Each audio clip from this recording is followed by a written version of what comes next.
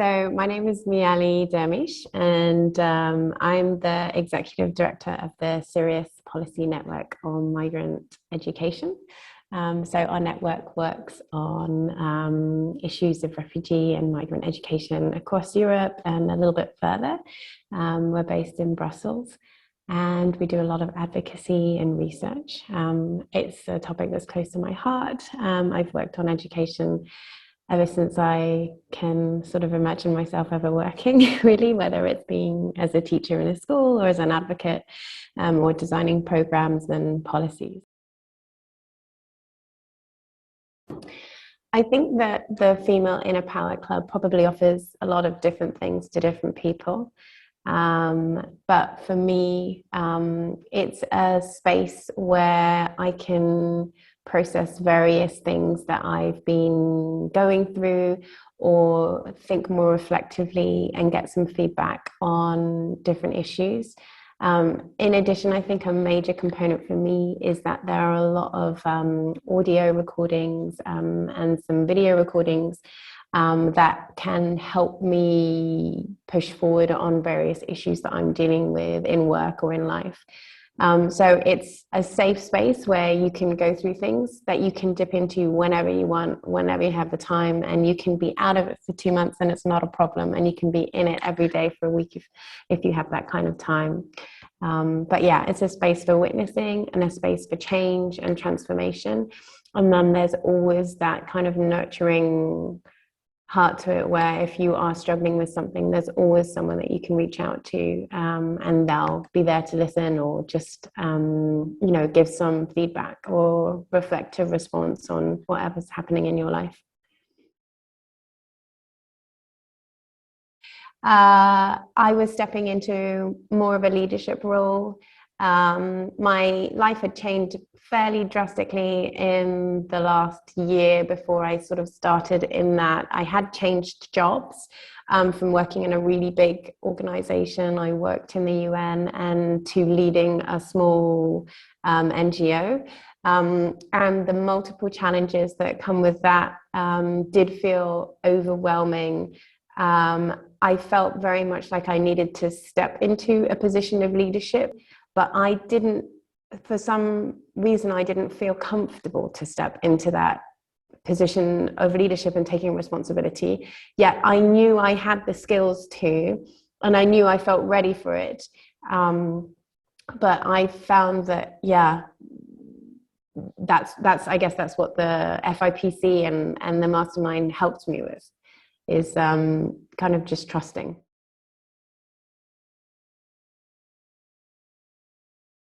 It's so funny, last night I went onto the website, or the Facebook site, I should say, and someone had posted a question about stopping sort of the voices of insecurity. And they asked for some advice, what do you do to do this? And I thought, it's such a long time since I've actually heard a voice like that I don't even know if I can give any advice. I think some of that work I started a long time ago as a human, but I think it's been consolidated by the work in FIPC that I've done. It's really changed a lot. I am insanely productive now. I remember having a day in January where I had to do a financial report for one of our donors, and it's the type of thing that normally would have maybe taken me 2 days, because I sort of don't like that work. And it took me 2 hours.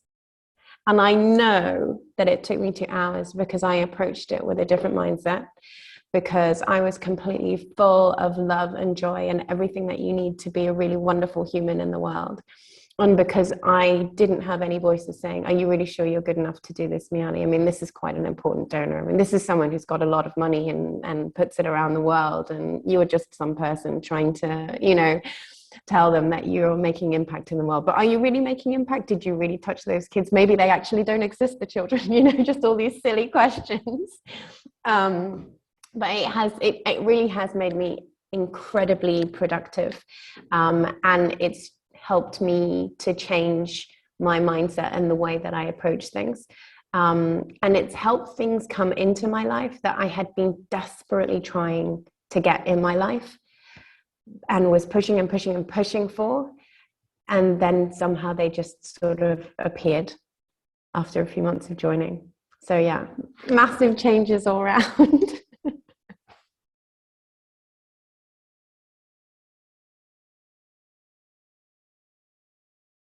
There's one that's really about sort of tapping into your deeper intuition, and the audios and the resources under that have been really helpful for me. Everyone who knows me knows that I'm all up here all the time. You could say anything to me and I'll have some academic reference in 2.5 seconds about why you should be doing it or why you shouldn't be doing it and how it will work and how it won't work. But that's sort of a persona that I had built up over time to be able to pursue the work that I pursue in the world and to be effective. And what's interesting to me is that I knew always from a very young age what was right or wrong, I feel, when it came to how we care for our children, how we educate them, how we raise them, how we look after them. But I needed all this other stuff to get into the position and the job where I do now to have the impact. What's interesting about the whole set of resources that allows you to tap into your intuition is that it brings me back to where I was when I was just a little girl and thinking, but we shouldn't be doing that in school with kids. We should be doing something else. And it's allowed me to marry them both and feel utterly comfortable in that marriage rather than feeling that I was doing something wrong, or I must be doing it wrong because I'm not using the Brofenbrenner reference that I usually use from 79 or whatever it is.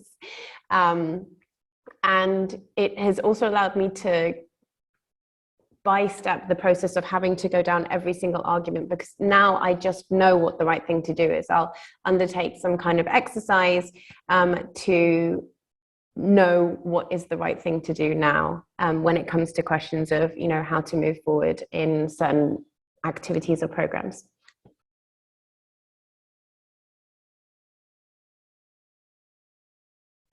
You know, I think Numi has a blog on this, but it's basically like when you have difficult relationships, or when there is a person that you're working with who's really difficult and you can't talk to them. But I'm very confrontational or assertive, I don't know. I'm very vulnerable and honest. I like to get things out so that we can move past them. But the truth is not everyone's ready for that. Definitely the entire world is not ready for me. I think my husband would agree with that. But Numi has this blog, I think that's like 7 ways you can talk to people when you can't just talk about it, something like that. But it's work that's come into the Female Inner Power Club. And it's ways of approaching situations and thinking about them. And it's really, really helped. I don't have a lot of work conflict at all, but every now and again, there are, you know, challenges that we all have to deal with. And I always undertake a couple of those exercises. So one of them is that I kind of talk to them in my mind, almost like telepathically before a conversation. And is that I use this approach of having a quick sort of settling myself and understanding, you know, what am I about? What am I looking for? And sort of turning to them and sort of saying, look, I wish you the best. I really hope everything's going to go well for you. This is the work that I'm doing. It's totally awesome. And I'd love to have you on board with it. But I believe that there's probably some stuff in the way that's maybe preventing you from being able to be on board with it. Maybe it is, maybe it's not, I don't know. So I'm just going to hand some of that to you. I'm going to hand everything that doesn't belong here back to you. And then if you want to come. And it's had really miraculous kind of results. I've had staff come on board. I've had staff leave. I've had you know, really difficult conversations turned very easy very quickly. And yeah, I just think it's been super, super impactful to be able to communicate, even if it's just in my head or whatever's happening, but I'm communicating and I'm settling, you know, the energy that I bring to a room or a conversation, and that completely changes the way the conversation goes.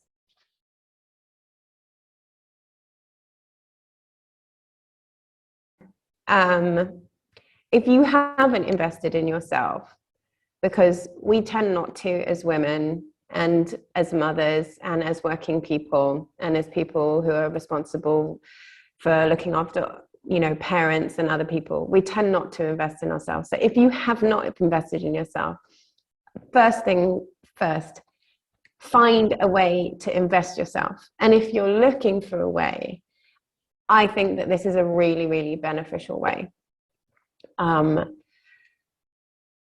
I believe that it's very convenient to be able to dip in and dip out of things in a way that maybe a scheduled weekly hour-long something or whatever else it is really challenging for people with busy schedules. And I think that once you've found the benefit in those small dippings in and out, that's when you'll really realize, oh, if I prioritize this in myself, then I could fly. And if you don't know what to do, this is something that I think can be truly transformational for your life. So consider it.